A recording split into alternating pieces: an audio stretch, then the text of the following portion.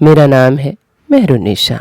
आपका मेरे चैनल पर स्वागत है। कहानियाँ हमारे जीवन के अनुभव से मिली होती हैं और एक ऐसा ही अनुभव मैं आपके साथ शेयर कर रही हूँ। मेरे चाचा के बेटे की शादी तय हुई थी। चाची बड़ी खुश थी क्योंकि चाची अब सास जो बनने वाली थीं। अभी कुछ ही साल तो हुए थे चाचा चाची ने जब अलग होने का फैसला किया। मेरे पापा 2 भाई थे और हम सब साथ ही रहते थे। चाचा चाची माँ पापा और चाचा के 3 बच्चे, हम खुद 4 भाई बहन, हम सब एक ही साथ बड़े हुए थे। अब जो हमारा पुश्तैनी मकान था वो मेरे भाई की शादी के बाद छोटा पड़ने लगा था। घर में तो मेरी माँ की ही चलती थी। जब चाचा के बेटे की शादी करने की बारी आई तो चाचा ने फैसला किया कि वो अब अलग रहेंगे। कोई लड़ाई झगड़ा नहीं हुआ। पापा ने कहा यही सही रहेगा। फिर चाचा चाची हमारे दूसरे प्लॉट पे मकान बनाए और वहाँ शिफ्ट हो गए। वो घर छतरपुर में था। बड़ी खुशहाल परिवार था। जब चाचा के बेटे की शादी तय हुई तो लड़की देखने मेरी माँ, चाचा चाची और पापा भी गए थे। सबको लड़की पसंद आई थी, बस मेरी माँ को छोड़कर। माँ ने कहा था कि रेनू, मुझे लड़की अच्छी नहीं लगी, और भी बहुत रिश्ते हैं, अभी रुक जाते हैं, 1-2 जगह और देख लेते हैं। ये बात पापा तो मान भी गए, पर चाची को माँ की ये बात अच्छी नहीं लगी। चाचा से बोली, दीदी ने सारी उम्र मुझ पर हुक्म चलाती आई हैं, अब क्या मेरी बहू पर भी उनका राज चलेगा? चाचा ने कहा सही बात है, हमारी जिंदगी तो भैया भाभी के अधीन ही रही। अपने बच्चों की ज़िंदगी का फैसला तो हम खुद कर सकते हैं, वो लोगों को इस बीच में बोलना नहीं चाहिए। पापा समझ गए थे चाचा चाची के मन को। उन्होंने माँ को ही समझाया कि वो इस बीच में ना बोले, लेकिन मेरी माँ ने न जाने क्या देख लिया था उस लड़की के अंदर जो इस रिश्ते को मना कर रही थी। खैर, काफ़ी बात विवाद के बाद माँ ने ही हार मान ली। बोली, रेनू, मुझे समझाना था सो समझा दिया। आगे ऐसा ना हो कि तुम लोग बोलो कि कुछ गलत लगा ही था तो बताया क्यों नहीं। चाची भी तो अड़ी हुई थी। समझ तो उनको भी आ गया था कि माँ ठीक कह रही है, लेकिन अब उन्हें सास बनने की इतनी पड़ी थी कि कैसे भी करके बहू चाहिए थी ताकि उस पर खुद का हुक्म चला सके। माँ की किसी ने एक ना सुनी और शादी तय कर दी। हम सब भाई बहन बहुत खुश थे कि चलो एक और भाभी आ रही हैं। अब रिंकू भैया घोड़ी चढ़ गए, बारात गई और ब्याह हो गया। दुल्हन घर आई। चाची तो मारे खुशी के फूले ही नहीं समा रही थी। बहू को घर लाकर 10-15 दिन रिश्तेदार ही नहीं गए थे। बहू का व्यवहार सबको अच्छा ही लगा। चाची सबको बोलने लगी कि मेरी बहू की जैसी कोई नहीं है, सुंदर, सुशील और गुणवंती। दीदी तो रिश्ता होने नहीं दे रही थी। क्यों दीदी? माँ ने मुस्कुराकर कहा, ऊपर वाला करे तू सारी उम्र, सारी जिंदगी बहू से ऐसे ही खुश रहे। माँ कहकर चुप हो गई। फिर क्या? चाची तो इतरा इतरा कर बहू के आगे पीछे घूम रही थी। माँ ने तब भी बोला था, रेनू, सास बन, ये छोटी ननद की तरह क्यों पेश आ रही है? तो चाची ने माँ से मुंह फुला लिया। हफ्ता दिन तक तो बात ही नहीं करी चाची ने। माँ से माँ ने भी कुछ नहीं बोला। सब रिश्तेदार चले गए, हम लोग भी अपने घर आ गए। नई बहुरानी हनीमून पर चली गई।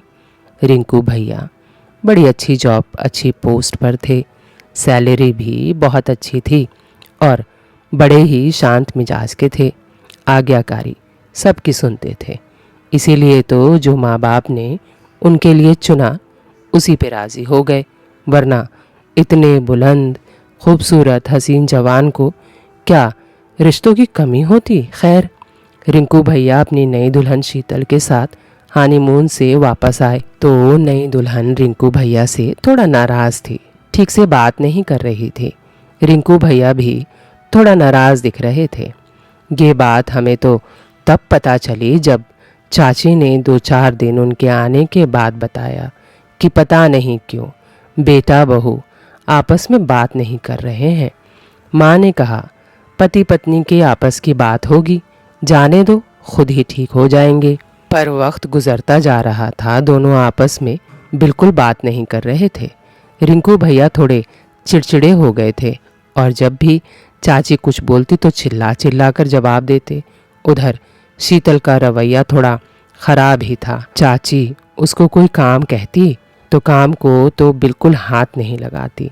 दिन भर शीशे के सामने खड़े होकर खुद को संवारती रहती।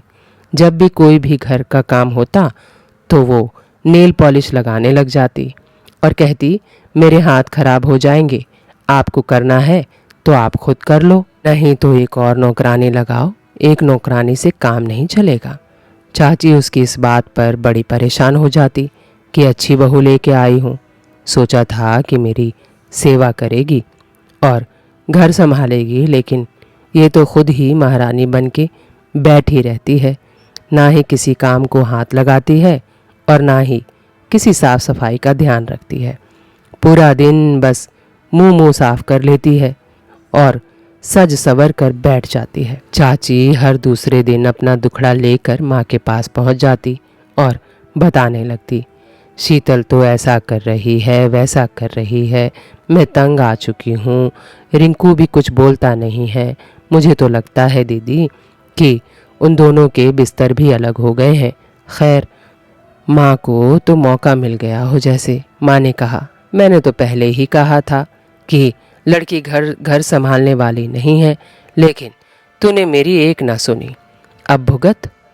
माँ की बात सुनकर चाची का तो मुंह ही बन गया। फिर माँ ने बात बदलते हुए कहा कि तू रिंकू से बात क्यों नहीं करती, वही उसे समझाएगा कि गृहस्थी पे ध्यान दे।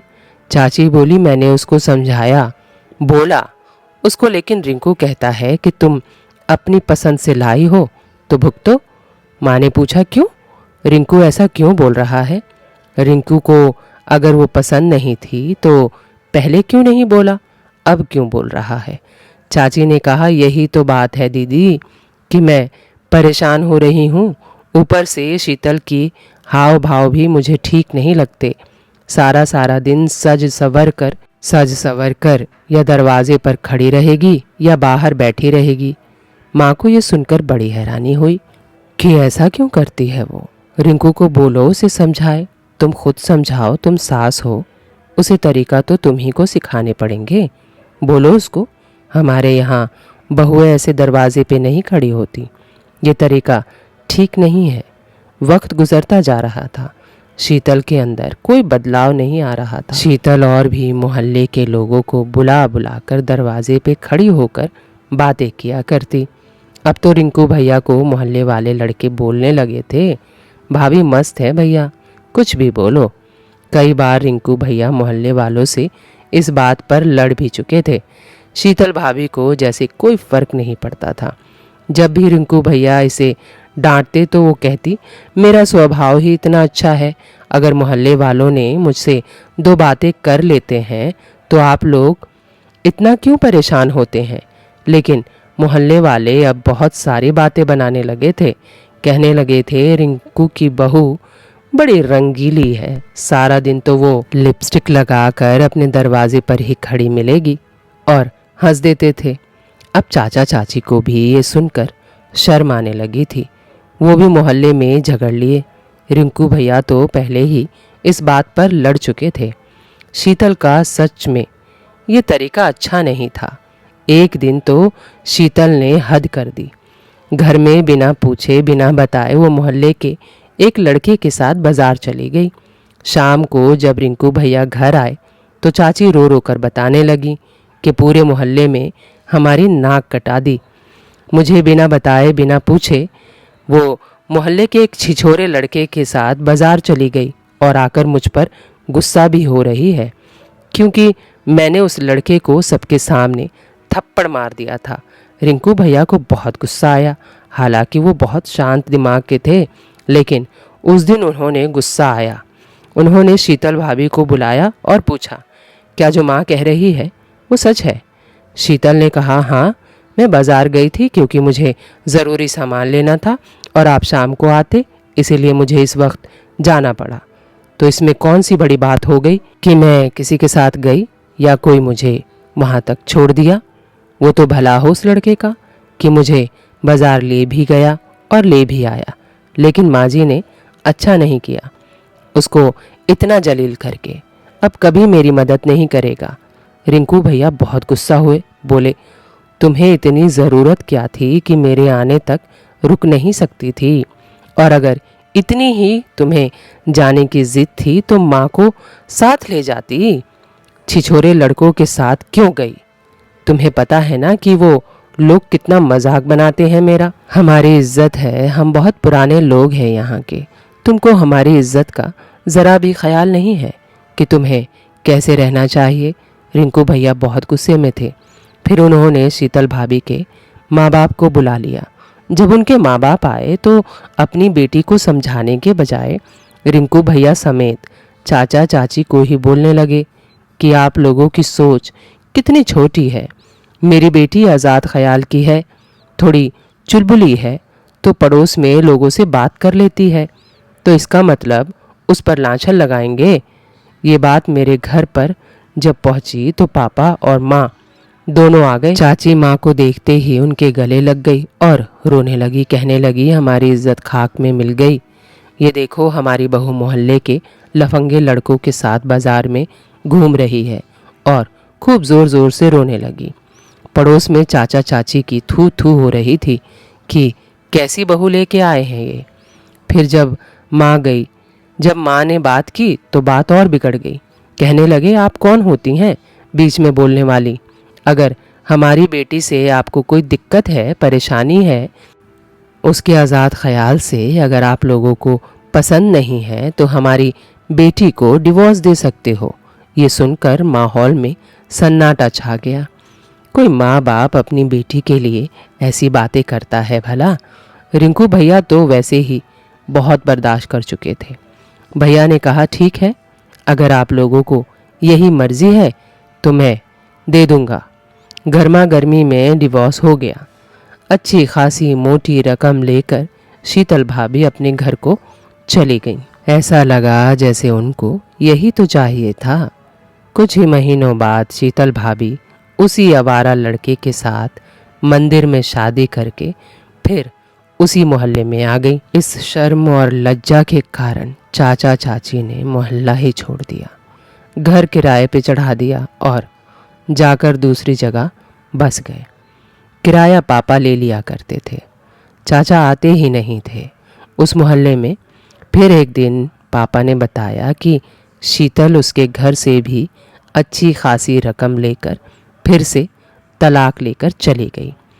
खैर वक्त गुजरता गया। बहुत सालों तक रिंकू भैया ने शादी नहीं की। इस बीच मेरी शादी हो गई। मैं यहाँ अजमेर आकर बस गई। मेरे एक देवर है और एक ननद। ननद की शादी हो गई है। देवर के लिए लड़की पसंद की है, रूपाली नाम है। मेरे ससुर बता रहे थे लड़की के साथ बहुत बुरा हुआ। बेचारी का पति शादी वाले दिन ही मर गया, और हमारा कुंठित समाज अगर ऐसा किसी लड़की के साथ हो जाए तो उन लड़कियों को जीने नहीं देते, जीते जी मार देते हैं। मुझे भी उस लड़की से जो मेरी देवरानी बनने वाली थी उससे हमदर्दी हो रही थी कि बेचारी, उसका क्या कसूर है। खैर मैं अपने दिल में दया भाव मान सम्मान लेकर अपनी होने वाली देवरानी से मिलने पहुंची तो वहाँ सालों के बाद शीतल को देखकर तो मेरे होश ही उड़ गए। अब वो मेरी देवरानी बनने की तैयारी में है। मैं जब शीतल को देखने गई तो वो इतनी बेहया कि मुझे देख के उसके आंख में कुछ शर्म के भाव नज़र नहीं आए। मैंने भी तुरंत अपने माँ बाप, चाचा चाची और रिंकू भैया को सबको अजमेर बुला लिया और सामना करा दिया उसकी पहली शादी की तस्वीरों के साथ। और मेरा देवर बच गया, नहीं तो वो भी रूपाली उर्फ शीतल का शिकार हो जाता। उम्मीद है मेरी ये कहानी आपको अच्छी लगी होगी, क्योंकि ऐसी कहानियाँ हमारे समाज का आईना होती हैं और कहानियाँ हमारे जीवन के अनुभवों से मिली होती हैं। अगर आपको मेरी कहानी अच्छी लगी होगी तो आप मेरे चैनल को सब्सक्राइब करके मेरा हौसला बढ़ा सकते हैं। और अगर वीडियो अच्छी लगी होगी तो लाइक, शेयर और सब्सक्राइब करना ना भूलिएगा। और हाँ, बेल आइकन को दबाना तो बिल्कुल ना भूलिएगा। Thank you for watching.